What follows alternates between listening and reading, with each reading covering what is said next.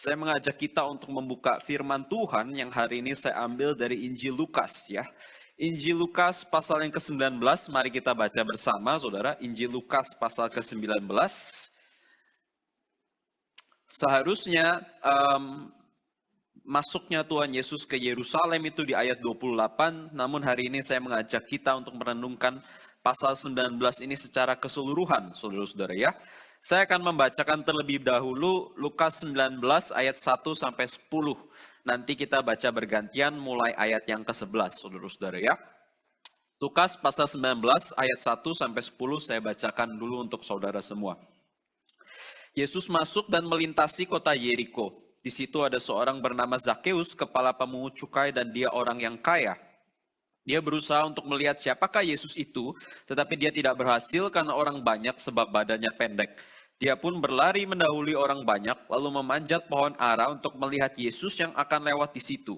Ketika Yesus sampai ke tempat itu, dia melihat ke atas dan berkata kepadanya, "Zakeus, segeralah turun, sebab hari ini aku harus menumpang di rumahmu."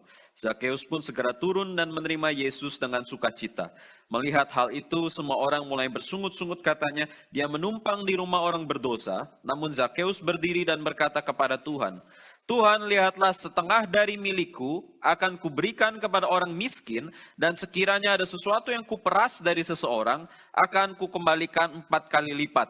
Kata Yesus kepadanya, "Hari ini telah terjadi keselamatan pada rumah ini, karena orang ini pun anak Abraham. Sebab anak manusia datang untuk mencari dan menyelamatkan yang hilang."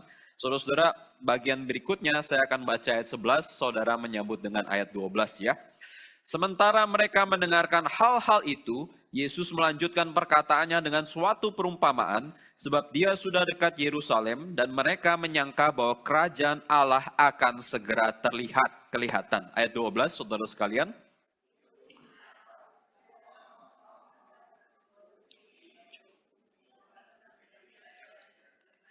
Dia memanggil 10 orang hambanya dan memberikan 10 mina kepada mereka, katanya, "Pakailah ini untuk berdagang sampai aku datang kembali."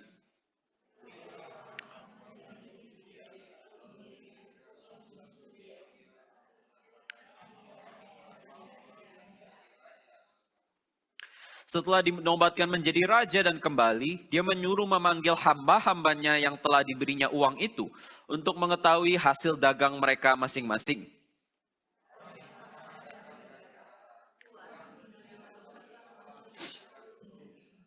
Katanya kepada orang itu, "Bagus, hai hamba yang baik, engkau telah setia dalam hal yang sangat kecil. Karena itu terimalah kekuasaan atas 10 kota."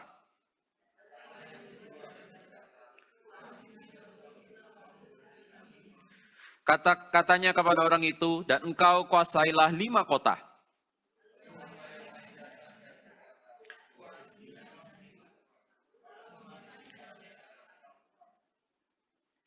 Sebab aku takut kepada Tuhan, karena Tuhan orang yang keras, Tuhan mengambil apa yang tidak pernah Tuhan taruh, dan Tuhan menuai apa yang tidak Tuhan tabur.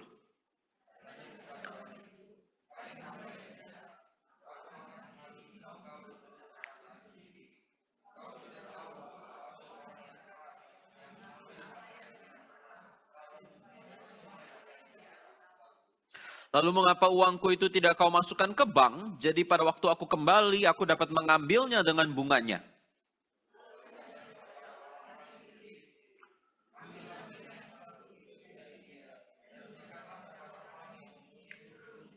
Kata mereka kepadanya, "Tuan, dia sudah punya 10 mina."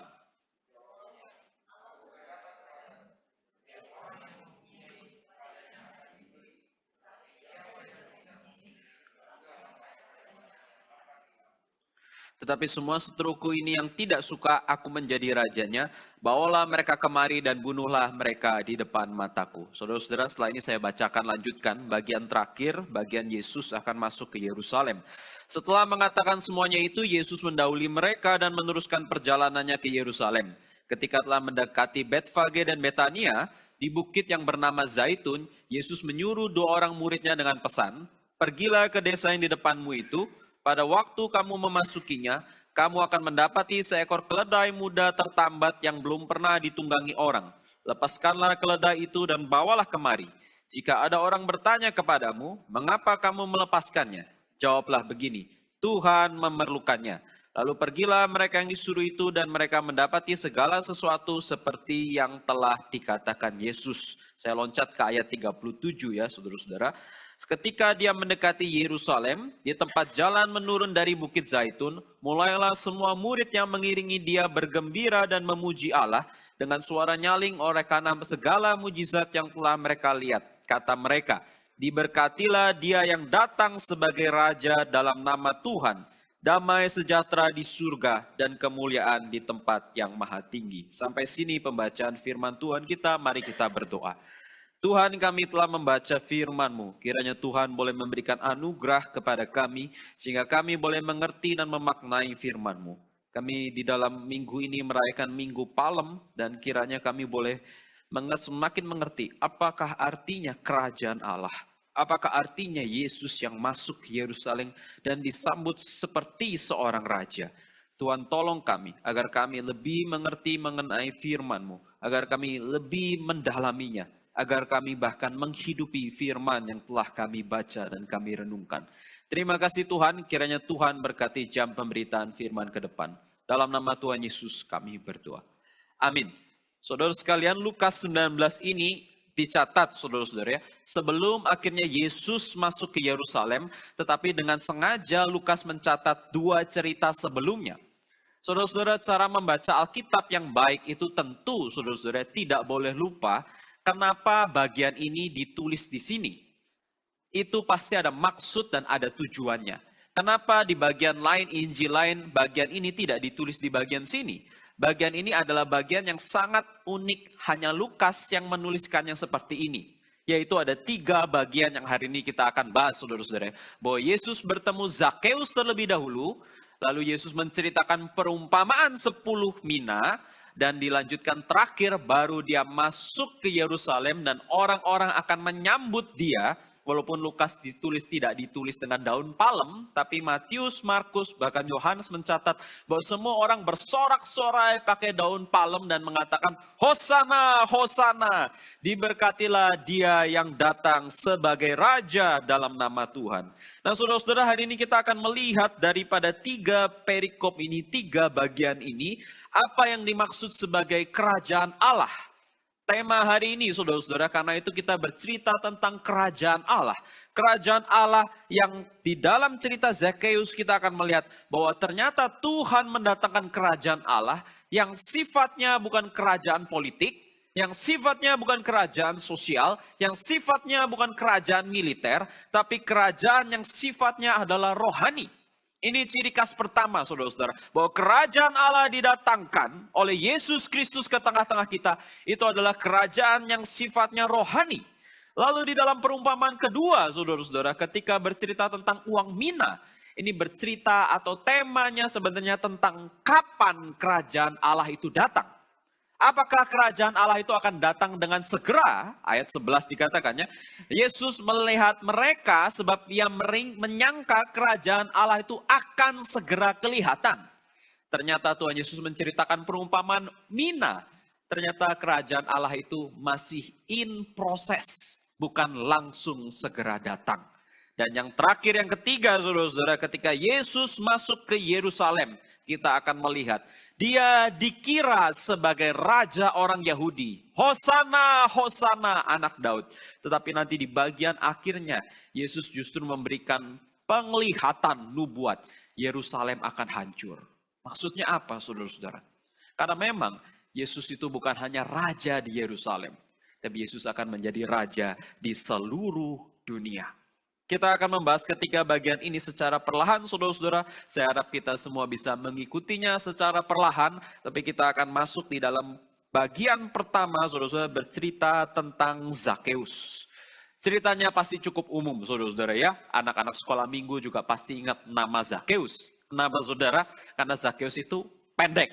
Sederhana, saudara-saudara ya. Zakeus itu pendek, anak-anak sekolah minggu juga pasti tahu dia mau ketemu Tuhan Yesus. Nggak bisa lihat gimana caranya. naik pohon, saudara-saudara. Naik pohon ke atas, sehingga anak sekolah minggu pasti ingat, Zakeus, Zakeus. Jangan-jangan kalau anak sekolah minggu di sini yang pendek julukannya Zakeus. Jangan, saudara-saudara, itu membuli ya. Jangan. Dulu saya pas kecil, saudara-saudara, pendek sekali. Tiba-tiba SMA besar jadi segini, orang jadi kaget gitu ya. Karena papa saya tidak terlalu tinggi, mama saya tidak terlalu tinggi, papa saya besar perutnya, semua orang kira saya, kamu seperti papa kamu ya. Ini Cigebi di belakang ketertawa karena pernah lihat papa saya sepertinya ya. Pendek, gemuk, jadi katanya saya juga pendek, gemuk. Tapi tiba-tiba ada namanya hormon, saudara-saudara ya. Ada yang namanya puber. Tiba-tiba SMA 2 jedot, saya melodot kata orang, saudara-saudara, tiba-tiba naik 10 cm apa 20 cm, tiba-tiba saya seperti sekarang, begitu ya. Ternyata saya tidak mirip papa saya, begitu ya, cuman mukanya saja. Tapi saudara-saudara, kalau kita kembali kepada sini, Zakeus itu naik karena dia pendek, dia ingin lihat Tuhan Yesus. Tapi penekanannya saudara-saudara, tentunya bukan di pendeknya Zakeus ya. Nggak mungkin Alkitab berbicara soal ras, nggak mungkin Alkitab berbicara soal fisik, nggak mungkin Alkitab berbicara karena kamu kulitnya berbeda, nggak ada. Isu ras, isu bahasa, isu suku, itu isu perjanjian lama dan perjanjian baru.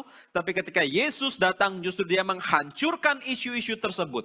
Tetapi yang menjadi isu bagi Zakeus adalah karena dia itu orang berdosa. Karena dia itu adalah pemungut cukai, saudara-saudara. Nah ini saudara-saudara ya. Ini yang menjadi masalah sebenarnya di dalam cerita ini. Pemungut cukai itu adalah profesi yang sangat dibenci, saudara-saudara ya. Kenapa? Karena dia ambil pajak bagi bangsanya sendiri, saudara-saudara ya. Dia orang Israel, dia ambil pajak bagi orang Israel, disetornya ke Romawi, saudara-saudara. Waduh, kalau lihat kayak begini kan sakit hati, dongkol begitu ya. Kalau kita orang Indonesia, saya juga tahu saudara ya. Saya banyak sekali ketemu orang karyawan pengusaha, paling nggak mau bayar pajak. Kenapa? Alasannya, Pak, kalau kita bayar pajak, uangnya dikorupsi juga Pak. Nah kira-kira kan begitu saudara-saudara ya. Ngapain kita bayar pajak? Kalau pajaknya cuman kita dapat Pertamina oplosan. Ngapain kita bayar pajak saudara kalau uangnya memang dikorupsi? Kira-kira begitu kan saudara. Jadi ada orang ya, tukang pajak akan mengambil uang Anda dan uang Anda akan dipakai oleh koruptor-koruptor saudara. Bayangkan kita betapa bencinya sama orang pajak. Sama saudara ya, orang zaman itu juga sangat benci kepada Zakeus karena dia bukannya bela bangsanya, malah pajaknya disetor untuk orang-orang Romawi. Maka orang kalau lihat seperti hari ini lewat ada pemungut cukai saudara-saudara, mungkin dia akan lihatnya, cih, dasar pemungut cukai, begitu ya saudara-saudara. Pandang dengan sebelah mata, mereka ini kaya tapi store duit ke musuh, mereka ini pengkhianat daripada bangsa. Nah saudara-saudara menarik ya. Sebenarnya lebih menarik lagi saudara. Cerita Zakeus ini adalah muncul setelah satu perikop atau satu pasal sebelumnya. Yesus bercerita dengan seorang yang kaya. Ada seorang kaya datang kepada Tuhan Yesus. Guru yang baik, apa yang aku harus perbuat untuk hidup kekal? Saudara tahu kan harusnya cerita ini.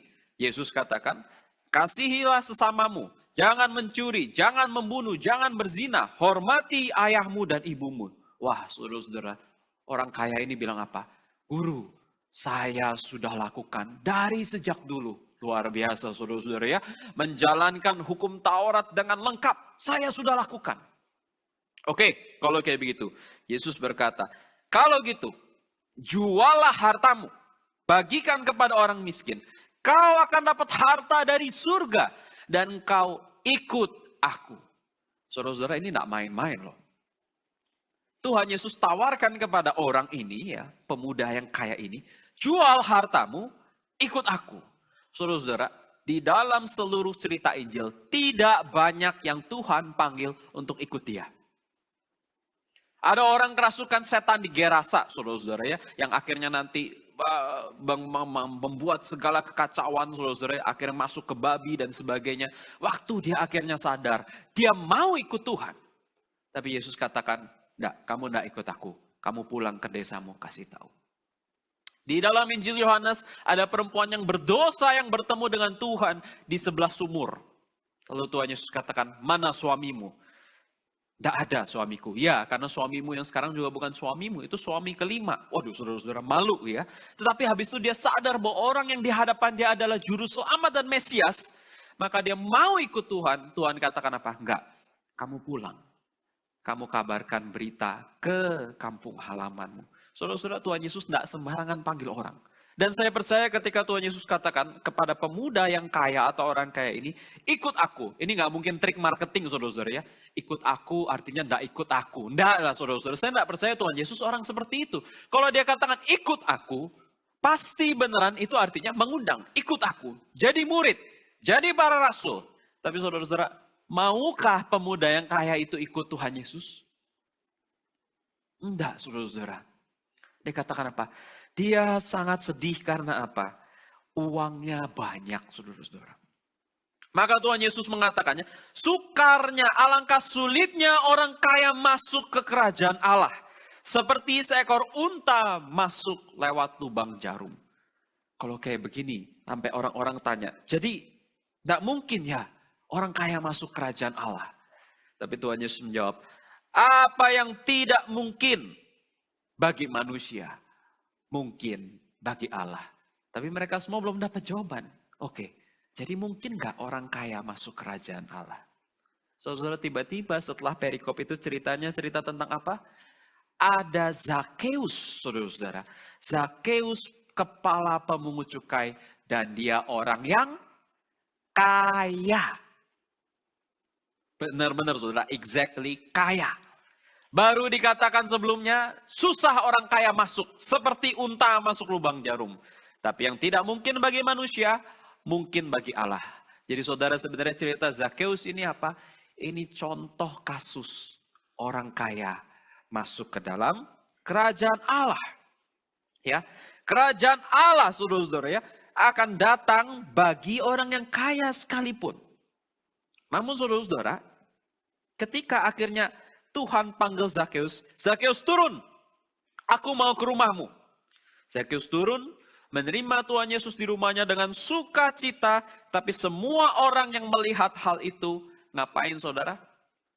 Bersungut-sungut, bergosip-gosip, tidak suka. Kenapa? Kenapa kamu menumpang di rumah orang-orang yang berdosa? Saudara, lagi-lagi artinya orang-orang di sekelilingnya, orang Farisi dan sebagainya, tetap tidak mengerti apakah itu kerajaan Allah. Kerajaan Allah, saudara-saudara, bukan datang semata-mata untuk mengubah situasi kita, atau mengubah situasi politik kita, untuk mengubah tadi yang Israelnya kalah kepada Romawi menjadi menang. Bukan, saudara-saudara. Namun kerajaan Allah ketika dikatakan sudah datang, saudara-saudara, itu artinya mengubah seseorang yang tadinya begitu jahat, tadinya begitu berdosa, seorang kapitalis, seorang koruptor, seorang yang cinta uang, ternyata berubah menjadi orang yang sungguh-sungguh percaya kepada Tuhan. Saudara-saudara, ini artinya kerajaan Allah sudah datang. Inilah akhirnya kenapa Tuhan Yesus katakan hari ini telah terjadi keselamatan di tengah-tengah rumah ini. Kenapa saudara? Karena ketika dikatakan orang-orang mulai pada gosip ya. Kenapa kamu makan sama orang itu? Dia orang berdosa. Zakeus berdiri dan dia katakan, Tuhan, lihatlah, setengah dari yang aku punya akan kubagikan pada orang miskin. Dan kalau ada yang pernah aku peras, aku ganti 4 kali lipat. Saudara-saudara, ini yang namanya perubahan hati. Ini namanya perubahan natur. Ini yang namanya manusia yang lama dan sekarang ada manusia yang baru. Dari ya tadinya orang yang mungkin koruptor kelas berat, orang yang tadinya cinta uang, orang yang tadinya paling suka keruk uang orang lain demi kekayaan diri sendiri. Sekarang bahkan hartanya itu setengahnya pun diberikan bagi orang miskin. Saudara-saudara, menurut tuntutan hukum Taurat pada masa itu harusnya orang hanya perlu kira-kira membagikan 20% daripada yang dimilikinya. Perpuluhan bagi orang-orang Taurat perjanjian lama itu kira-kira 20%. Tidak pernah sampai 50%. Tapi Zakeus ini langsung katakan, setengahnya pun akan aku berikan.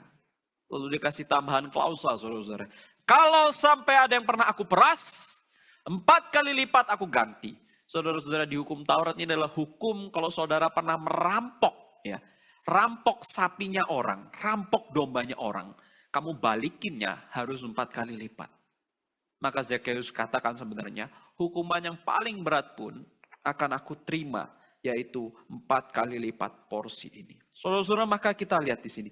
Inilah mujizat Tuhan yang paling besar. Ini adalah mujizat terbesar yang Tuhan masih kerjakan bahkan sampai hari ini, saudara-saudara. Seseorang yang berdosa, seorang yang cinta uang, seorang yang cinta kehormatan, berubah menjadi orang yang sungguh-sungguh mengikut Tuhan. Saudara-saudara, kita mesti sadar, mujizat terbesar yang Tuhan berikan, itu bukan mengubah saudara yang tadinya miskin jadi kaya, bukan mengubah saudara yang tadinya sakit jadi sembuh, tetapi yang paling besar, saudara-saudara, dan hari ini masih terus berlaku, adalah orang berdosa, bertobat kembali kepada Tuhan. Saudara-saudara, Anda miskin jadi kaya, tidak tentu Anda makin cinta Tuhan. Anda sakit jadi sembuh, Anda tidak tentu cinta Tuhan. Anda mungkin cinta diri, Anda mungkin cinta harta. Tapi orang bertobat kembali kepada Tuhan, saudara-saudara, itu sudah pasti kerajaan Allah tiba bagi Zakheus. Sekarang dia tidak lagi diikat harta. Sekarang dia menjadi orang yang sungguh-sungguh. Sekarang dia bahkan membagi-bagikan apa yang dia miliki. Saudara-saudara, tapi para pendukung Yesus, para pengikut Yesus yang menyambut dia di dalam Minggu Palem ini, saudara-saudara, jelas punya cara pikir yang berbeda. Mereka pikir kerajaan Allah itu bukan rohani. Mereka pikir kerajaan Allah itu bukan perubahan hati. Mengapa akhirnya mereka menyambut Tuhan Yesus dengan daun palem, saudara-saudara? Bahkan ketika Yesus lewat, dilempar-lemparkan bajunya, supaya Yesus yang naik keledai itu lewat, saudara-saudara, seperti red carpet, mereka menyambut Yesus benar-benar seperti raja. Saudara-saudara, karena yang ada di bayangannya orang-orang tersebut, saudara-saudara, itu adalah ketika Yesus masuk Yerusalem, dia akan menjadi raja, dia akan menggulingkan Herodes yang korup itu, dia akan menghancurkan Pilatus yang cuci tangan itu, dia akan menghancurkan kaisar daripada Romawi, dan Israel akan bangkit kembali. Itu saudara, itu yang ada di otak mereka. Itu yang diinginkan mereka. Mereka ingin, saudara-saudara, ya, ada raja seperti Daud yang dulu, maka Yesus disebut sebagai anak Daud. Ada raja seperti Daud yang mengalahkan musuh yang berperang di depan mereka.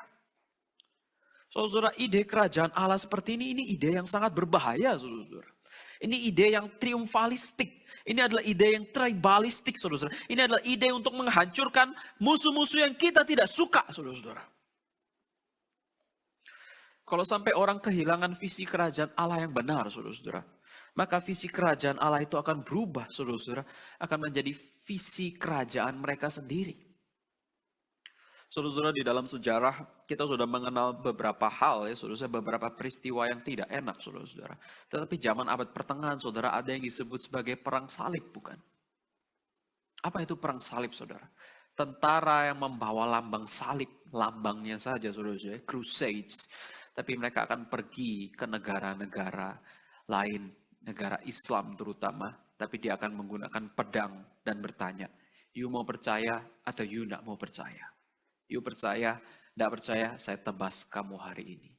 Saudara-saudara, visi kerajaan Allah yang mulai pudar, visi kerajaan Allah yang menyatakan sebenarnya ini adalah kerajaan kita, maka mereka akan menyerang, saudara, menghancurkan yang lain. Saudara-saudara, saya percaya visi yang sama, saudara-saudara, ini yang dilakukan oleh negara Belanda kira-kira sudah lewat berapa tahun, saudara? 400 tahun yang lalu, bukan? VOC datang ke Indonesia, saudara, ngapain? Mengkabarkan Injil? Enggak, saudara-saudara. Sayangnya. Belanda itu negara reform, saudara-saudara. Belanda itu mencetak Abraham Kuyper. Dan Abraham Kuyper pun pernah menyatakannya, dia tidak mau, sebenarnya tidak setuju dengan ide bahwa Belanda akhirnya menjajah Indonesia untuk mengambil rempah-rempahnya. Tapi toh nyatanya itu sudah terjadi karena mereka merasa apa? Ya mungkin mereka merasa Belanda adalah kaum pilihan Tuhan. Belanda adalah kerajaan Allah itu sendiri. Belanda makanya boleh menguasai bangsa-bangsa lain yang lebih lemah dan mereka tidak sadar. Mereka bikin pos kantor di mana-mana, saudara-saudara. Di Semarang itu, saya orang Semarang ya, ada namanya Lawang Sewu, saudara-saudara ya. Ada namanya daerah stasiun Tawang di sana. Itu tuh banyak sekali peninggalan Belanda, saudara-saudara. Saudara lihat ya, kantor VOC dan sebagainya sangat angker katanya di sana, saudara. Tapi saya lihat itu peninggalan Belanda. Mereka semua bikin jalan, jalan kereta, bangunan semua untuk rempah-rempah. Tapi kebetulan karena mereka di situ orang reform, mereka harus ibadah, saudara-saudara. Jadi mereka bangun gereja. Gerejanya sampingan, saudara-saudara. Gerejanya bukan penginjilan. Gerejanya buat orang VOC Father Bos, ya, Father Kupen, atau siapa itu saudara, bisa ibadah waktu lagi di Indonesia. Makanya ada gereja peninggalan Belanda, benar saudara-saudara, gereja yang Pak Tong kemarin kasih organ itu kan, gereja di dekat lapangan Banteng, saudara, itu peninggalan Belanda. Gereja Immanuel. Saudara, tapi itu gereja yang awalnya saudara mungkin misinya bukan misi penginjilan. Tapi itu adalah misi penjajahan. Saudara-saudara, jangan-jangan hari ini kita juga bisa terjebak di dalam hal yang sama, saudara-saudara. Saya mengajak kita untuk berpikir hati-hati. Dengan kita harus membangun banyak gedung gereja yang besar dan indah. Dengan seringkali kita menghitung angka berapa yang sudah kita injili. Dengan sering kita berpikir jangan-jangan kita hanya mementingkan gereja kita, tapi gereja-gereja di luar sinode lain itu seperti tidak ada visi daripada kerajaan Allah. Saudara-saudara, maka tanpa sadar, sebenarnya jangan-jangan kita cara berpikirnya sama dengan orang-orang yang hari itu menyambut Tuhan Yesus. Orang yang menyambut Tuhan Yesus itu visinya kerajaan Israel, Israel bangkit, Daud kembali bangkit. Hari ini kita cara pikirnya saudara, kerajaan gereja kita, kerajaan cabang kita, kerajaan keluarga kita. Tapi pikiran kita bukan visi daripada kerajaan Allah, saudara-saudara. Dan orang-orang, saudara-saudara, orang-orang yang punya jiwa ingin memajukan, ya, saudara-saudara, ingin majukan kerajaannya, ingin memajukan gerejanya, saudara-saudara. Itu bukan orang yang buruk loh. Saudara akan melihat mereka orang yang sangat rajin. Saudara akan lihat mereka orang yang sangat cinta Tuhan. Mereka akan jadi orang yang sangat squeeze, istilah kita, saudara-saudara, rela berkorban. Tapi sebenarnya, saudara, kalau diteliti paling mendalam, zeal yang mereka miliki, saudara-saudara, sebenarnya banyak sekali terkontaminasi mungkin dengan agenda dan ambisi pribadi. Ini yang sulit, saudara. Dari luar terlihat rajin pelayanan. Tapi ternyata kenapa rajin pelayanan? Di rumahnya berantakan. Berantem sama istrinya. Makanya dia mending keluar terus pelayanan. Di luar terlihat baik. Banyak saudara. Banyak sekali di antara kita saudara-saudara yang semuanya memakai topeng-topeng. Tapi ternyata visi yang ada itu bukan visi kerajaan Allah. Saudara, kita harus hati-hati. Karena kerajaan Allah, saudara-saudara, itu adalah kebangunan rohani. Kerajaan Allah adalah perubahan hati seseorang. Kerajaan Allah itu adalah kita membawa semakin banyak orang mengenal Kristus. Itulah kerajaan Allah. Kerajaan Allah bukan kerajaan kita. Kerajaan Allah bukan kerajaan politik. Kerajaan Allah bukan kerajaan militer. Tapi kerajaan Allah adalah kerajaan rohani perubahan hati seseorang. Dari yang berdosa kembali kepada Tuhan. Ini poin kita yang pertama, saudara. Sekarang kita masuk dalam poin kita yang kedua, saudara-saudara. Poin kita yang kedua, kita akan berbicara mengenai timing. Oke Pak, sekarang kita sudah tahu bentuk kerajaan Allah. Maka pertanyaan yang kedua adalah, kapan kerajaan Allah itu tiba? Saudara-saudara, di dalam perumpamaan ini adalah seringkali orang salah mengerti ya. Oh Pak, ini sama seperti perumpamaan talenta. Kita akan lebih dengar yang perumpamaan talenta kan saudara-saudara ya. Seorang pergi kasih nanti Tuhan kasih 5 talenta, kasih 2 talenta, kasih 1 talenta.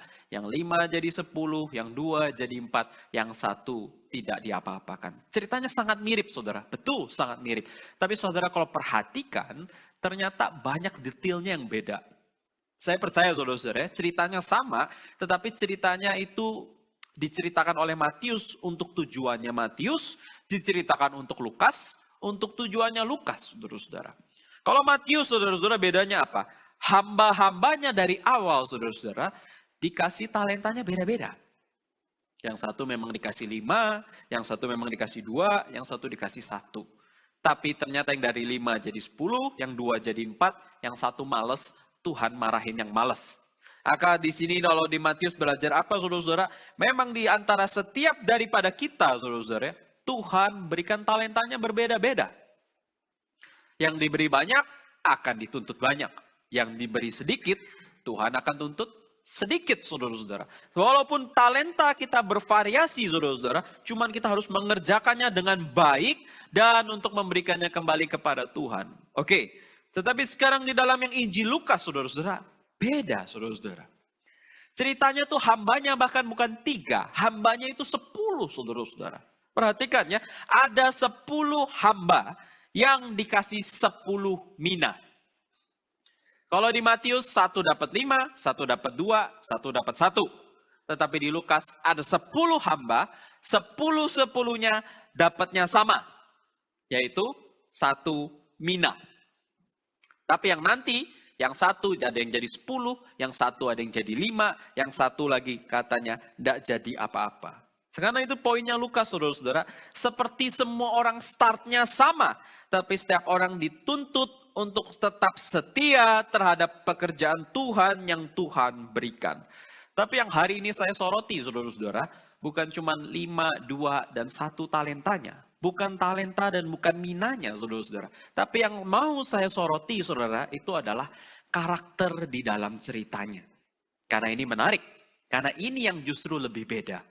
Kalau Matius, saudara, ceritanya kira-kira seperti ini ya. Ada seorang bos yang punya karyawan, dia akan pergi ke suatu tempat yang lama. Dia akan kembali lagi.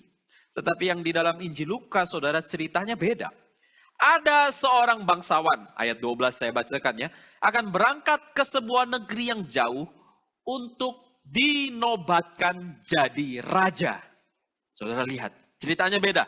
Yang satu hanya seperti seorang bos yang akan pergi jauh dan akan kembali lagi. Tapi yang di sini ceritanya, seseorang akan dinobatkan jadi raja. Ya, habis itu saudara-saudara, setelah akan dinobatkan menjadi raja, dia panggil 10 hamba, dia panggil 10 mina. Tapi bedanya lagi saudara-saudara. Di ayat 14 dikatakan apa? Orang-orang sebangsanya membenci dia. Ini bedanya antara Matius dan Lukas. Matius tidak ada musuh. Tetapi di Lukas, yang akan pergi ini saudara, akan menjadi raja. Dan ketika dia mau menjadi raja, saudara-saudara, ada orang-orang sebangsanya tidak suka sama dia, sampai dikirim orang ke sana untuk kasih tahu, kami tidak mau orang ini jadi raja. Kami tidak mau orang ini jadi raja. Jadi di sini karakternya lebih banyak. Seseorang akan mau jadi raja, dia punya musuh, dia punya hamba-hambanya. Dan nanti ketika dia kembali, saudara-saudara, dia akan deal dengan hamba-hambanya, dia akan deal dengan musuhnya. Kenapa berbeda, saudara-saudara? Ternyata menarik. Menurut catatan sejarah, saudara ya, pada masa itu, pada masa Injil ini ditulis, dekat-dekat dengan peristiwa setelah Tuhan Yesus mati dan bangkit, ada anaknya Raja Herodes. Kita tahu, saudara-saudara, Herodes itu banyak ya, tapi Herodes yang terkenal itu Herodes Agung, saudara-saudara, the Great Herod. Herodes Agung itu punya anak. Sudah mati karena dia yang gila, dia yang bunuhin anak waktu zaman Tuhan Yesus, dia sudah mati. Akan digantikan oleh anaknya namanya Arkelaus.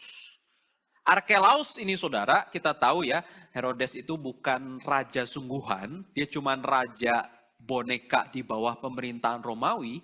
Karena itu kalau Arkelaus naik mau jadi raja, dia harus pergi dulu perjalanan jauh ke Roma.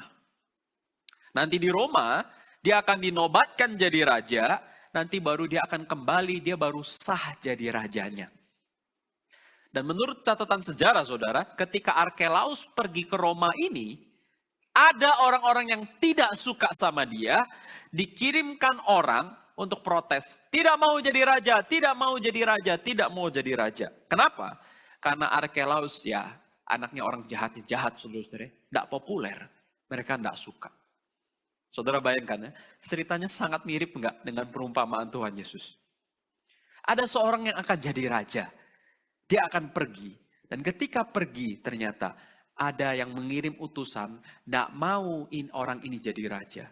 Cerita ini akan membuat telinga mereka, saudara, langsung terbelisik, saudara, langsung tahu. Kayak tadi saya kutipkan, Pertamina aja disogok, disulap. Nah, saudara telinganya langsung tahu ya. Kenapa? Itu berita hari itu yang populer. Jadi saudara ketika Tuhan Yesus cerita ini, itu sama, itu berita populer hari itu. Loh, kok ceritanya mirip sama Arkelaus? Ini lagi ceritain Arkelaus apa bukan, saudara-saudara? Bukan ya, saudara-saudara. Bukan ceritain Arkelaus, tapi ceritanya mirip, saudara-saudara. Karena Yesus akan pergi menjadi raja, tetapi akan ada orang yang tidak suka sama dia. Akan menolak dia menjadi raja. Akan meminta dia turun. Akan meminta penjahat yang lain yang menjadi raja. Saudara lihat. Ceritanya mirip, saudara-saudara. Ada musuh, ada hamba. Tapi pertanyaan yang lebih penting, saudara. Kapan rajanya itu kembali? Kapan, saudara? Nggak tahu. Nggak ditulis. Kapan raja kembali? Dia kembali kalau sudah jadi raja. Ya tapi kapan saudara? 10 tahun, 20 tahun, 50 tahun, 100 tahun? Tidak ada ditulis. Karena memang Alkitab tidak dituliskan bagi kita saudara-saudara untuk kapan Tuhan Yesus kembali. Maka saudara di sini sebenarnya ceritanya apa saudara yang pentingnya akan menjadi pertanyaan dan pergumulan kita saudara-saudara dari cerita ini. Jadi Pak William dari tadi putar-putar ya, kerajaan Allah itu sudah datang belum? Jawabannya ya, sudah. Kenapa? Yesus katakan ya, sebab kerajaan Allah sudah dekat. Injil mengatakan, Yohanes Pembaptis ketika melihat Yesus, inilah anak domba Allah. Kerajaan Allah sudah dekat. Ketika Yesus datang, kerajaan Allah sudah datang. Tapi kan pertanyaannya, oke Pak, berarti sudah selesai semua? Belum. Berarti sekarang sudah datang? Sudah. Tapi masih ada yang akan datang. Masih akan ada yang datang. Kenapa? Karena kerajaannya itu masih in proses, saudara-saudara. Atau di dalam istilah teologi yang lebih keren, saudara-saudara, itu adalah already and not yet. Already itu apa, saudara? Sudah. Kerajaan Allah sudah datang? Sudah. Tapi sudah lengkap, sudah sempurna? Belum Pak William. Masih ada COVID, masih ada presiden-presiden yang korup, masih ada orang-orang yang jahat, masih ada yang begini. Berarti kerajaan Allah sudah datang belum? Ya belum. Belum sempurna. Jadi kerajaan Allah kita mesti mengerti saudara-saudara, sudah datang, sudah, tetapi kepenuhannya belum tercapai. Baru akan tercapai kapan? Waktu Yesus datang kembali. Maka saudara jangan sering salah kaprah ya. Nggak tahu, saya pas masih kecil saudara-saudara suka dikasih tahu begini. Nonton film Armageddon lu Will. Tahu nggak? Sebentar lagi dunia kiamat. Aduh cilaka saudara, mulai takut kan ya. Dan dulu ada film sangat terkenal sekali saudara-saudara. Waktu itu saya masih kecil. Judulnya 2012. Waktu itu 2011 saudara-saudara saya takut ya. Mati ini 1 tahun lagi 2012. Akhirnya 2012 saya nonton film itu. Nyatanya sampai 2025 masih hidup saudara-saudara ya. Nanti ada yang bilang lagi 2020. Hati-hati saudara-saudara. Dan betul saudara 2020 COVID kan. Wah ini dunia kiamat saudara, chip dan sebagainya. Ya saudara-saudara sekarang vaksinnya sudah lengkap. Sekarang orang kena COVID seperti flu saja. Jadi kapan saudara-saudara? Nanti 2050 saudara. Nggak ada yang tahu. Nggak ada yang tahu. Alkitab nggak kasih tahu itu saudara-saudara. Kerajaan Allah sudah datang. Sudah. Kerajaan Allah akan datang dengan sempurna. Belum karena masih in proses saudara-saudara. Kalau gitu Pak, kita gimana dong? Kalau kerajaan Allah sudah mau datang, saudara tahu kan ya, selalu tuh ada 2 ekstrim kalau orang katakan dunia mau kiamat, saudara. Selalu. Ekstrim versi pertama, saudara, tiba-tiba semua orang jadi mirip malaikat. Jadi seperti biksu, saudara. Saudara-saudara, kita harus mengasingkan diri, hidup suci, saudara-saudara, jadi pertapa, nggak ngapa-ngapain, saudara-saudara, seperti orang aneh, begitu. Atau yang lainnya, versi lainnya, kita harus pelayanan, saudara-saudara. Jawabannya juga bukan keduanya. Bukan jadi seperti biksu pertapa di pinggir, bukan jadi orang yang sangat aktif sampai saudara nggak makan, nggak kerja, saudara, bukan. Jawabannya apa? Tetap kerja seperti biasa. Tetap melayani seperti biasa. Karena apa? Karena nanti waktu rajanya datang, dia akan tanya para hamba-hambanya, apa yang sudah kamu kerjakan? Tetap seperti biasa, saudara-saudara. Cuman kita tetap harus siap siaga, tetap rajin pelayanan, tetap punya ekspektasi bahwa Tuhan akan datang, sehingga saudara jangan kayak, saya sering kali injili orang begini ya, Pak mau percaya sama Tuhan Yesus? Belum. Kenapa? Umur saya masih muda. Loh apa hubungannya? Loh sekarang kerja dulu, nikmati dulu Pak. Nanti umur 70, waktu 69 baru terima Tuhan Yesus mati. Nah selesai enak kan Pak. Nah, rupamu memang umurmu 70 dalam hati saya begitu ya. Memang umur lu sampai 70. Sekarang umur 35 orang sakit jantung. Umur 40 orang sakit kanker. Tahu dari mana umur kamu begitu saudara-saudara. Ada orang kan begitu saudara-saudara. Maunya happy-happy, santai-santai, menikmati hidup. Sampai nanti pas masa akhir baru saya percaya Tuhan Yesus, mati saudara-saudara. Begitu ya, karena katanya itu paling enak. Jadi dosa dulu yang banyak baru terima Tuhan Yesus. Saudara, itu nonsense. Tidak ada yang tahu umur kita. Dan Tuhan mengatakan kepada kita selalu siap siaga saudara-saudara ya. Jangan jadi orang aneh, jangan juga jadi orang yang terlalu itu, tapi tetap setia di dalam apa yang Tuhan percayakan kepada kita. Bekerja dengan baik, melayani dengan baik, merawat keluargamu dengan baik, dan hidup sungguh-sungguh di hadapan Tuhan. Karena kapanpun Tuhan datang, saudara siap. Saudara jangan kecelek, Tuhan datang, saudara lagi duduk di sofa di rumahmu, pakai popcorn, nonton Netflix, cilaka saudara-saudara ya. Lagi datang, waduh, lagi santai, lagi datang, waduh, masih pakai piyama, saudara. Jangan. Kapanpun, siapa, dimanapun saudara, siapkan hati kita untuk sungguh-sungguh melayani Tuhan. Isu terakhir saudara, isu yang selalu juga diomongin. Oke Pak, jadi nanti kalau sudah dunia akhir, itu akan jadi jahat banget, enggak? Sampai kita semua disiksa, atau kebalikannya. Jadi baik banget ya, jahatnya akan semuanya hancur. Saudara, ini teorinya banyak sekali ya. Jahat menang atau yang baik menang. Saudara, jawabannya juga bukan dua-duanya. Kenapa? Karena dari cerita ini cerita apa? Waktu rajanya pergi, musuhnya bangkit. Waktu rajanya pergi, hamba-hambanya tetap setia. Jadi dua-dua ini ada, saudara-saudara. Akan ada orang yang jahat, yang melawan Tuhan. Akan ada orang yang setia. Selalu ada.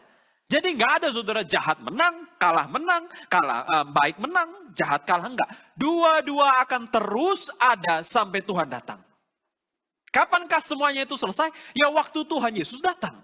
Dia menghakimi semuanya, saudara-saudara. Karena itu kan sebentar, aduh Pak, hari ini dunia semakin jahat. Saya rasa Tuhan semakin dekat. Ada pembunuhan di mana-mana. Ya ampun, saudara-saudara. Dari zaman dulu ISIS juga sudah ada kan ya. Tahun 2002 kan waktu itu juga sudah pernah hancur WTC kan, saudara-saudara. Tinggal mau dimundurin lagi. Tahun 40 Hitler juga ada, saudara-saudara ya.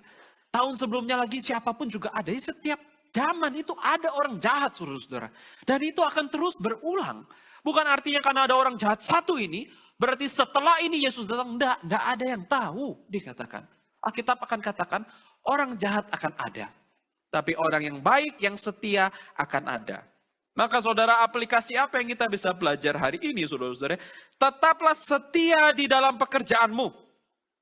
Karena kepada orang yang punya satu mina, Tuhan katakan, kenapa kamu nggak kerja apa-apa? Hamba yang satu mina katakan, Tuhan aku tahu. Kamu tuh jahat, kamu tuh keras, kamu meminta daripada yang tidak pernah kamu tuh tabur. Maka sebenarnya tuannya ini yang akan menjadi raja akan bongkar. Orang ini sebenarnya munafik, saudara-saudara. Hamba yang punya satu mina itu munafik. Kenapa? Tuannya bilang, kalau lu memang bilang gue orang jahat, kenapa nggak uangnya kasih ke bank aja? Dapat bunga, kasih gue ada banknya, ada bunganya. Kenapa kamu diam saja? Maka jawabannya saudara, ini dia cuma pinter silat lidah. Dia tuh males aja saudara-saudara. Dia gak mau kerjain aja. Dan yang gak mau kerjain itu saudara, malah Tuhan akan hukum dia. Beserta dengan para musuhnya. Di dalam ayat terakhir saudara-saudara, semua yang tidak suka aku menjadi raja, bawalah mereka kemari, bunuhlah mereka di hadapanku. Saudara-saudara. Dan justru yang punya satu mina itu dikasih kepada yang 10 mina. Loh Tuhan, kenapa dikasih yang 10? Yang 10 udah banyak dong. Kalau kayak gitu yang kaya makin kaya, yang miskin makin miskin. Saudara, tetapi Tuhan Yesus jawab apa? Setiap orang yang punya kepadanya akan diberi. Yang tidak punya apa yang ada padanya pun akan diambil, saudara-saudara. Aneh, ini prinsip firman Tuhan. Yang punya akan diberi banyak. Yang tidak punya, saudara-saudara, yang malas-malasan justru akan diambil. Saudara, tapi cara pikirnya jangan begini, saudara-saudara. Wah, saya punya 5 juta, kalau Tuhan pakai jadi 10 juta, saudara-saudara. Itu lebih cocok untuk perumpamaan talenta. Saudara, kalau lihat di dalam perumpamaan mina, saudara-saudara, yang punya 1, jadi 10 mina. Hadiahnya apa, saudara? Hadiahnya apa, saudara? 10 kota. Ya, bukan 10 triliun, bukan 10 miliar, dikasih 10 kota, saudara-saudara. Saudara pikir enakan dapat uang 10 mina atau disuruh ngurus 10 kota, saudara-saudara? Saya sih lebih suka terima cash, saudara-saudara, ya, dibanding urus 10 kota. Saudara pikir dikasih 10 kota itu enak, saudara? Enggak. Dapat 10 mina, Tuhan percayakan 10 kota itu tambah capek, saudara-saudara, tambah repot. Saudara, 2 tahun yang lalu tuh saya pertama kali dipindah ke GRI Samarinda, saudara-saudara ya. Saya coba ilustrasikan begini ya. Urus 1 kota aja repot. Apalagi urus 10 kota. Sekarang saudara, urus 1 gereja aja repot. Apalagi urus 1 kota. Saya dipindahkan ke GRI Samarinda, saudara-saudara, itu pertama kali dipindahkan entah kenapa, saudara-saudara, selalu dipindahkannya ke sana seorang diri. Pendeta yang lama dipindahkan ke Jakarta. Jadi tidak ada hamba Tuhan sama sekali di sana. Sudah datang ke sana, ya minimal ada vikaris yang lama atau teman yang lama atau mahasiswa praktek. Saya dengar di HI juga kita dapat mahasiswa praktek terus begitu. Enggak, saudara, saya ke sana seorang diri ngintil tok satu. Hamba Tuhan yang dulu lebih mending, saudara, pendeta dan istri dua-duanya hamba Tuhan. Saya ini sendirian ngintil, saudara, pergi ke sono bawa koper dan langsung ditaruh. Oke, ini gereja sekarang mau jalan, saudara-saudara, gimana? Minggu itu, saudara, di dalam 1 bulan itu saya disuruh PD, saya disuruh PA, saya disuruh KU, saya disuruh pimpin rapat, saya suruh persiapan semua sekolah minggu. Dari balita, kelas 1, kelas 2, sampai kelas 6. Remaja semuanya saya urus, Tuhan. Saudara, 1 bulan pertama saya tidak bisa tidur. Karena ngurus satu gereja, saudara-saudara. Satu gereja. Baru beberapa bulan setelah pelayanan, saudara-saudara, akhirnya bersyukur ada lulusan SPRI yang berangkat ke sana namanya Pak Julius, dan sampai sekarang akhirnya saya ada yang bantu untuk sama-sama saya melayani. Saya sudah pernah, saudara, beberapa bulan pertama saya urus satu gereja sendirian. Itu kepala mau pecah, saudara-saudara ya. Dari satu gereja, coba disuruh urus 10 gereja. Saudara-saudara, saya rasa saya tidak bisa membelah diri menjadi 10. Tidak mungkin, saudara-saudara. Tapi yang Tuhan berikan itu apa, saudara-saudara? Ini kita baru bicara satu gereja, sekarang disuruh 10 kota. Maka ada seorang komentator mengatakan, saudara, di bagian ini ya, dia mengatakan di dalam bahasa Inggris, saudara, to use the Lord's gift is to prepare to serve Him further. Kalau kamu diberikan anugerah kepada Tuhan kepada kamu, itu adalah persiapan supaya kamu akan melayani Tuhan lebih lagi. Nah, mungkin saudara-saudara dikasih kepada Tuhan talenta, kepercayaan dan segala sesuatu untuk disimpan. Karena Tuhan akan ambil itu. Tetapi kalau kamu pakai yang sudah Tuhan berikan, akan terus diberikan lagi, yang tambah banyak. Saya bingung, saudara, waktu saya melayani di GRI, waktu itu saya masih pemuda, saudara-saudara. Oke, pelayanan setiap minggu museum sama Ibu Gebi di sini gitu ya. Saya suka dimarah-marahin gitu. Terlambat, nah ini begitu ya. Habis itu mulai ada acara NRITC ya. PCN, saudara pasti tahu ya, ada KIN, panitia, yuk panitia, saudara-saudara, angkat ini, bantu ini. Tapi tahun berikutnya NRITC lagi, nggak ada orang. William jadi PIC ya, loh kok jadi PIC? Kemarin kan cuma anggota PIC akomodasi, saudara-saudara nggak bisa tidur, saudara ngurusin akomodasi itu ya. Orang naik lift, turun aja liftnya rebutan. Mau mandi, WC-nya nggak cukup, saudara-saudara tahu kan ya, kalau di sini naik tower pindah sini pusing setengah mati. Tahun depan, Will nggak ada orang lagi, tolong PIC traffic ya. Traffic itu, saudara, jalanin orang dari tower, balik lagi ke Mesia. Saudara tahu ya, kalau orang dari Kupang datang ke gereja kita itu kan seperti apa, saudara? Puzzle ya, itu maze, saudara, itu orang bisa nyasar, beneran. Jadi kita mesti ngiring kayak giring anak bebek, saudara. Ayo ke sini ya, belok ke sini, Bapak Ibu sini, WC-nya sini. Ngaturin begitu banyak orang, kepala makin lama makin pusing kok. Tambah terus, bukan tambah kurang, saudara-saudara. Nanti lama-lama, oke William, tolong acara ya. Acara pas lagi Bible Camp Nasional pertama online. Saudara bayangkan kita harus bikin acara online yang profesionalnya seperti TV. Saudara enggak bisa nonton TV, nonton online kan, saudara, mimbarnya 05 detik. Kok orangnya kosong? Enggak bisa, saudara-saudara. Setiap detik harus diatur. Itu kepala mau pecah, saudara-saudara ya. Tapi terus aja ditambah ya. Habis itu enggak lama masuk STT. Masuk STT jadi vikaris. Vikarisnya di pusat, saudara-saudara, pendetanya 20, santai-santai begitu ya, enggak apa-apa. Enggak khotbah, ada teman yang lain. Enggak khotbah, ada Pak Ivan. Tiba-tiba diutus lagi sendirian, saudara-saudara ya. Makin lama kok makin banyak, saudara. Pas dilihat di sini, ya memang betul ya. Memang betul ya. Orang yang pelayanan, saudara-saudara, jangan harap tambah sedikit. Tambah sedikit, saudara-saudara, lama-lama hilang, diambil Tuhan. Itu artinya kita terlalu malas. Tapi kalau kita pelayanan sungguh-sungguh, saudara-saudara, Tuhan akan kasih terus lebih, saudara-saudara ya. Setelah kita berbicara tentang apa itu kerajaan Allah, yang kedua kita berbicara tentang timing, yang terakhir, saudara-saudara, kita akan berbicara tentang siapakah rajanya. Yesus melanjutkan perjalanannya dari Betfage ke Betania, saudara-saudara. Dan dia menyuruh 2 orang muridnya, saudara-saudara. Cerita ini sangat terkenal, saudara-saudara. Dan kita semua tahu. Pergi ke suatu kampung, ambil keledai muda, dan bawa dia, katakan Tuhan akan pakai. Saudara-saudara ini herannya, saudara coba saya masuk ke HI, lalu saya katakannya, saya pinjam piano ini Ibu Gebi ya. Selalu katakan mau dipinjam kemana? Tuhan mau pakai. Saudara kasih nggak piano ini? Kan nggak mungkin saudara-saudara ya. Tapi Tuhan cuma katakan, pokoknya pergi, ambil keledainya orang, dan katakan Tuhan mau pakai keledai. Kok nurut-nurut aja saudara-saudara ya. Tapi itu kan kita lihat, memang Tuhan Yesus maha kuasa di dalam hal ini, dan dia tahu saudara-saudara, akhirnya dibawa keledai muda yang tidak pernah naik beban. Ya. Penting saudara-saudara perkataan ini ya. Yang tidak pernah naik beban. Lalu murid-muridnya taruh pakaian di atasnya. Dan mereka jalan daripada situ. Dan lagi sepanjang jalan di situ saudara. Mereka mulai memakai daun palem. Pakaiannya dilempar-lempar saudara-saudara. Dan mereka bertanya, Hosana, Hosana. Saudara-saudara, tindakan Tuhan Yesus di sini tuh sangat-sangat simbolik saudara-saudara. Karena apa? Yang pertama, keledai yang tidak pernah angkat beban. Di dalam perjanjian lama itu artinya adalah murni. Tidak bercacat. Tidak bercela. Yang dikasih jadi persembahan ke bait Allah. Tidak boleh yang bercacat. Keledai yang belum pernah dinaikkan orang. Seorang raja yang menaiki keledai saudara-saudara. Di perjanjian lama itu cuma ada satu peristiwa. Ketika Daud menyuruh anaknya Salomo. Yang dipilih menjadi raja. Ingat ya saudara-saudara ya, Daud pas zaman akhir, Pak Ruben kayaknya lagi eksposisi Samuel kan saudara-saudara pasti masih fresh begitu ya.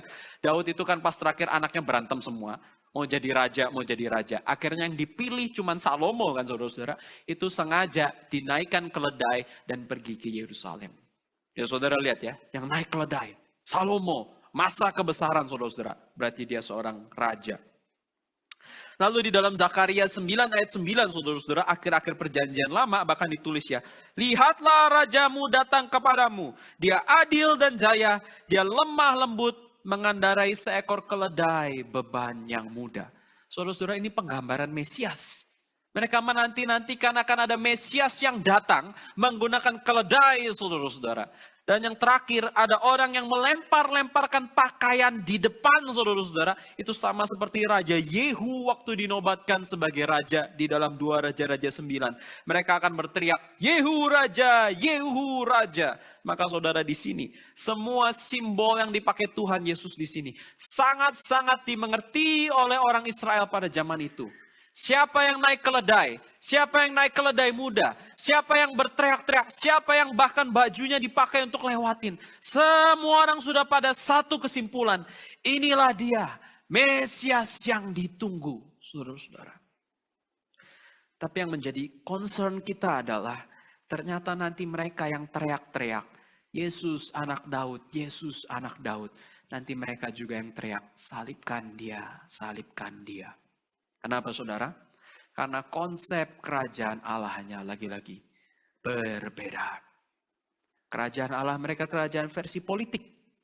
Kerajaan di dalam Allah, di dalam Tuhan adalah kerajaan yang rohani. Dan ketika para murid ini berteriak saudara-saudara. Ayat 39 dikatakan, Guru, tegur murid-muridmu itu.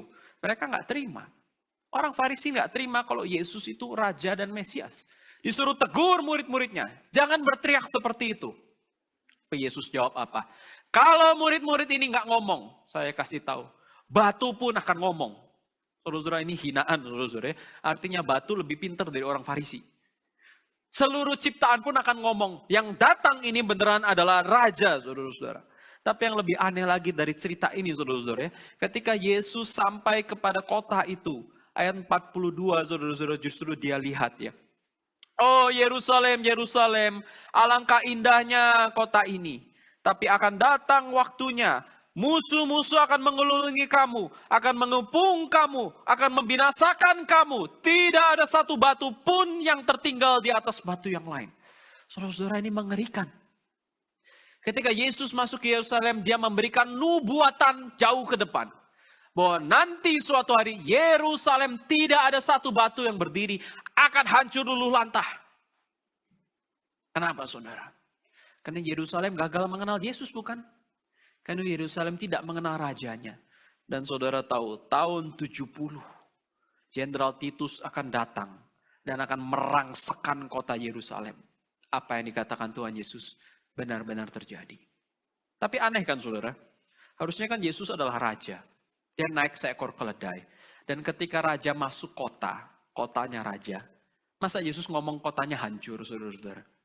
Aneh kan saudara-saudara? Masa raja masuk kota, kotanya akan hancur gitu ya. Jadi ini maksudnya apa saudara? Tapi dari sini saudara-saudara kita mesti lihat ya, mungkin memang ya, Yesus itu tidak pernah jadi raja bagi Yerusalem saja. Yerusalem tidak cukup untuk menopang, menahan Yesus. Yerusalem itu justru harus dihancurkan, saudara-saudara. Kenapa? Karena betul nanti Yesus bukan hanya adalah raja bagi Yerusalem, tapi dia adalah raja dari seluruh dunia. Yerusalem dihancurkan, saudara, itu justru menjadi tanda bahwa mereka harus mengabarkan Injil ke seluruh dunia. Karena Yesus bukan hanya raja orang Yahudi, tapi Yesus adalah raja seluruh umat manusia. Segala tempat, segala bangsa, segala suku, segala kota. Tapi kita tidak boleh lupa, saudara. Bagaimana cara Yesus menjadi raja? Bagaimana cara menggenapkan dia, menggenapkan keselamatan? Saudara-saudara, dia datang dengan melalui jalan salib. Satu pasal sebelumnya, saudara, Yesus memberitahukan pemberitahuan ketiga kepada para murid. Lukas 18 ayat 31 mencatat, sekarang kita pergi ke Yerusalem, dan segala yang ditulis oleh para nabi mengenai anak manusia akan digenapi. Yaitu apa? Dia akan diserahkan kepada bangsa yang tidak mengenal Allah. Diolok-olok, dihina dan diludahi. Mereka menyesah dan membunuh dia. Pada hari ketiga, dia akan bangkit. Menariknya saudara, di ayat 34 dikatakan, murid-murid tidak mengerti semuanya itu. Murid-murid tidak mengerti perkataan Yesus. Kalau Yesus harus disiksa, disesah, dibunuh, dan bangkit. Kenapa saudara? Karena otak para murid, karena pemikiran para murid itu semua masih dengan pemikiran yang lama. Yaitu apa? Yesus akan datang, akan jadi raja, akan hancurkan, akan ganyang musuh, akan bunuh musuh-musuh kita. Kerajaan politik. Tapi Yesus mau kasih tahu kepada mereka. Kalau kamu mau dapatkan kemenangan, kamu harus kalah dulu. Kalau kamu mau mendapatkan kemuliaan, kamu harus berkorban dulu. Kalau kamu nanti akan ditinggikan Tuhan, justru kamu harus lewat jalan yang sempit, jalan yang menuju salib itu. Dan ini adalah tema teologi yang paling penting di dalam Lukas. Harus ada suffering, baru kamu glory. Harus kamu menderita, baru kamu dimuliakan. Karena itu tidak boleh ada pemberitaan Injil tanpa salib. Tidak boleh pengenalan kerajaan Allah tanpa salib Yesus Kristus. Saudara, tapi kita tidak suka cerita ini. Kita sukanya Yesus versi dunia, saudara. Kita sukanya jalan kemuliaan. Kita sukanya jalan kenyamanan, kan? Kita suka jalan pintas. Kita maunya Tuhan Yesus hancurkan semua musuh kita. Kita maunya Tuhan Yesus langsung bikin kita kaya. Kita maunya Tuhan Yesus langsung sembuhkan penyakit kita.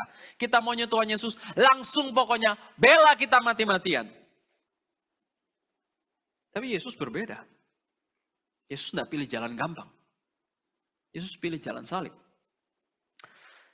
Kalau zaman sekarang saudara, orang katakannya, kalau bisa cepat kenapa harus lambat Pak?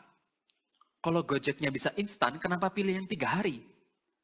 Kalau Indomie bisa 3 menit, kenapa masak nasi 1 jam? Kalau bisa sogok polisi, kenapa harus tilang? Kalau bisa korupsi, kenapa harus kerja jujur? Saudara, saya mau kasih tahu, semua cara itu, semua caranya iblis dan caranya dunia. Karena apa yang iblis tawarkan kepada Yesus di dalam hari pencobaan, di dalam pencobaannya? Sembahlah aku, akan kuberikan semua kepada kamu. Saudara, Yesus tidak katakan, Yesus, iblis you bohong. Enggak loh. Karena pada masa itu, seluruh kerajaan dunia memang milik iblis. Dan hanya dengan 1 kali sembah, bisa dapatkan semua. Tapi itu adalah kedamaian palsu. Tuhan Yesus mau pakai cara itu? No. Tuhan Yesus mau tempuh jalan itu? No. Dia justru pilih jalan yang sangat-sangat sulit, saudara-saudara. Dia berjalan di Bukit Golgota. Dia menarik salibnya. Dan dia disesah dan dipaku. Supaya apa, saudara? Supaya kau dan saya tidak mati karena dosa kita, bukan? Supaya kamu dan saya sama-sama kita juga menempuh jalan yang sama. Karena kita ikut Tuhan, bukan karena kita dapat berkat. Karena kita ikut Tuhan, Tuhan sudah terlebih dahulu berjalan melalui jalan itu. Tuhan kasih kita anugerah, Tuhan kasih kita kasih. Dan kita mampu untuk berjalan bersama-sama dengan Dia berjalan di dalam jalan salib. Yesus tidak membawa kerajaan politik, saudara-saudara.